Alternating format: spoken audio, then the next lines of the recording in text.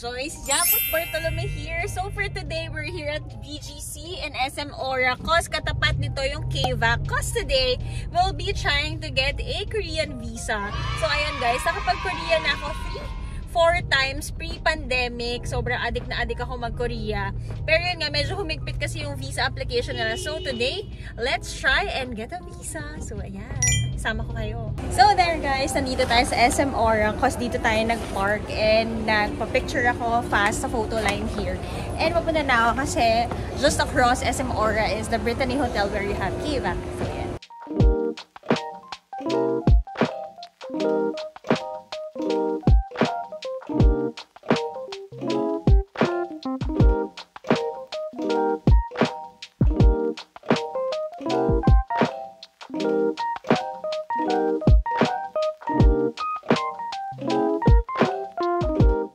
There guys, ang process dito is that they check all your papers and then they'll give you a number. Tapos when the number flashes on the screen, you'll go na to the 10th floor.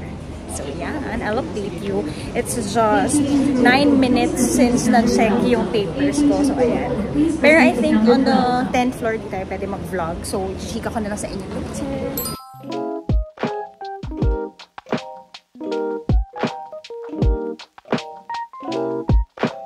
So there guys, I'm back. So ayun, before I head to my cycling class, let me share with you yung mga kinailangan ko na items or like the attachments that I sent para makapag-apply tayo for a Korean visa. So ayun guys, this is not my first time to apply for it. I already applied pre-pandemic, mga 3-4 na beses ako nakapunta ng Korea. So yun, one is you need to fill up their application form that you can download on this website. Ayan guys, doon ako nahirapan. Sishika ko sa inyo later. Tapos you need to have a Korean passport ID as size ay ito.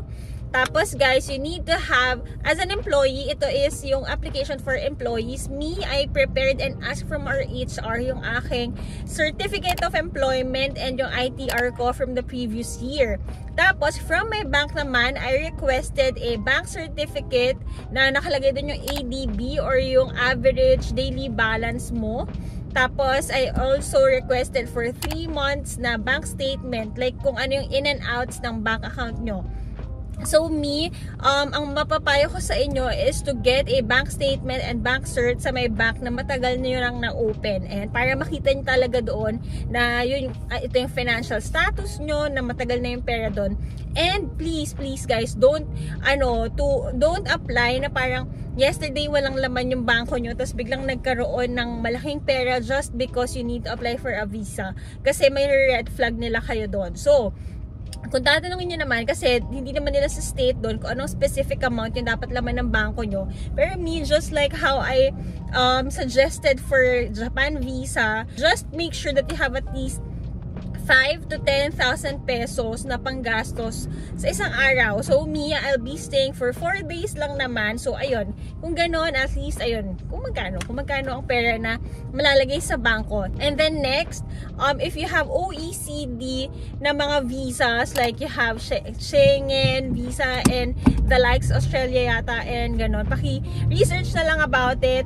Make sure to have a photocopy of it kasi you can have it as a supporting document also. Tapos, ano pa ba?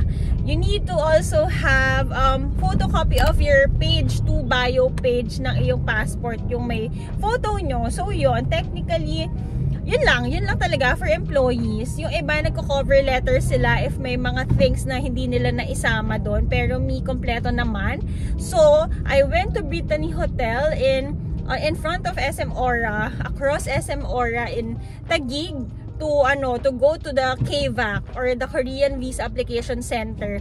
Para kasi before nag-a-apply pa tayo sa may McKinley kung saan yung embassy ng Korea, pero now they have their visa application center. So ayun, I went to the 9th floor, tapos from the reception, chine-check nila dun guys kung kompleto yung papers nyo, tapos yung iba dun pa nagsistick ng kanilang ID. Tapos nung chinek yung papers ko, kasi nga this morning nahirapan ako doon sa may application form, ewan ko bakit ganun yung sizing kapag dun sa Mac. Nung dinownload ko, ang hirap mag-type or magsulat ng mag-type ng mga details ko doon. So yun, nung chinek yung papers ko kanina, sabi maliit daw. So there's a possibility daw that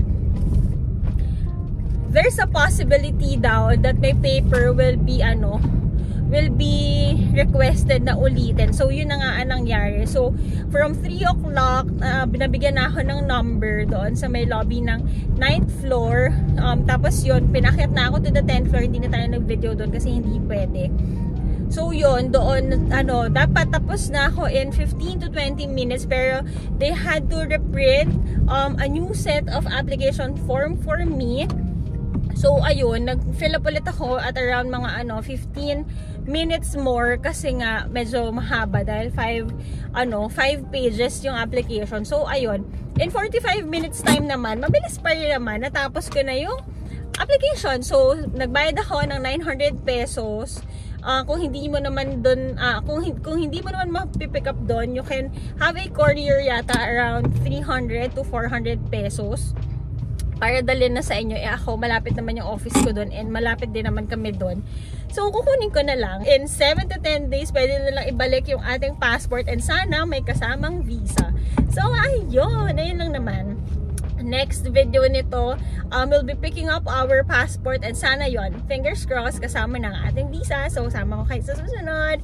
Bye! Hey guys! Joyce Yabut here! So for today, we're going back to KVAC Center, Korean Visa Application Center in Brittany Hotel in front of SM Aura to get our visa. Because the other day guys, na-receive ko na nandiyan na yung visa ko. Tapos next working business day daw pwede nang kunin, but hindi ako pwede kahapon. So today natin kukunin.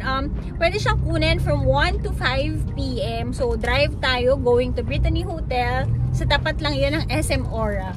So yan, later papakita ko sa inyo kung fast lang ba. Tapos make sure to bring your claiming stub, your receipt, ayan, para later, ayun, dire-diretso na tayo. So yeah, nakita ko na rin kasi I've been checking, parang ang sabi doon 7 to 9 working days, parang ngayon pang 10th, 11th day na yata.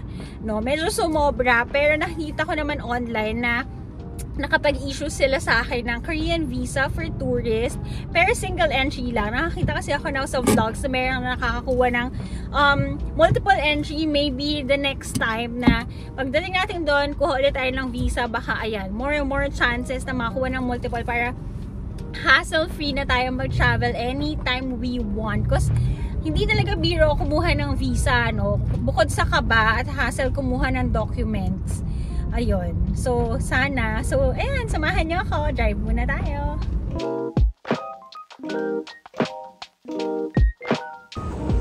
Yung mga lounge, guys. Sa 8th floor dito. Kasi ako nakababa. Pero akit tayo to 9th floor going to KVAC.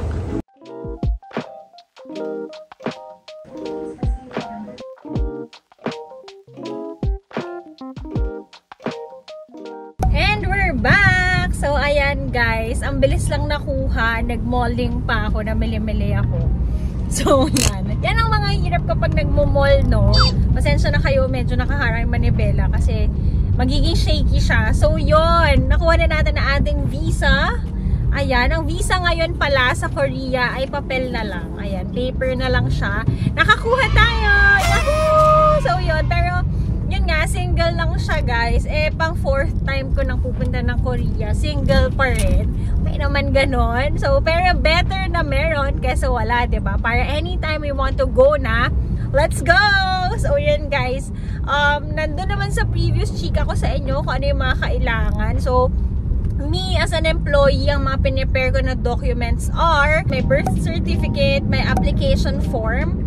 Shucks, di ko matandaan kung may birth certificate ba. Pero yun, filled up application form, your passport ID, may COE sa work bilang employee, yung COE na nakalagay doon kung magkano yung sweldo nyo.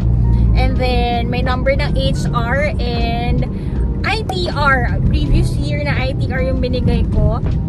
Tapos, kumuha ako sa banks ko ng bank certificate and bank statement. So, yun lang naman guys. ayun, yun lang siya. Pero yun, it really depends sa consul ng Korean visa kung makakakuha kayo. Kasi may iba, parang group sila. Tapos okay naman daw yung financials and all. Employed naman na-prepare lahat. Pero may mga nade-deny. So yun, try and try lang guys. Yun. Kasi kung wala ka naman gagawin masama doon pagka hindi bibigyan ng visa, diba? So yun, hope you like our vlog for today. And sana makakuha kayong lahat ng Korean visa. Hindi tayo makita dito, no? So, ulitin ko na lang siguro, bahala na. So, yun guys, don't forget to like, share, and subscribe to my channel and follow all my social media accounts at Yabojoysan on Instagram and JY on TikTok. So, yun lang. Bye! Annyeonghaseyo! Kamsahamnida! See you on the next one. Bye!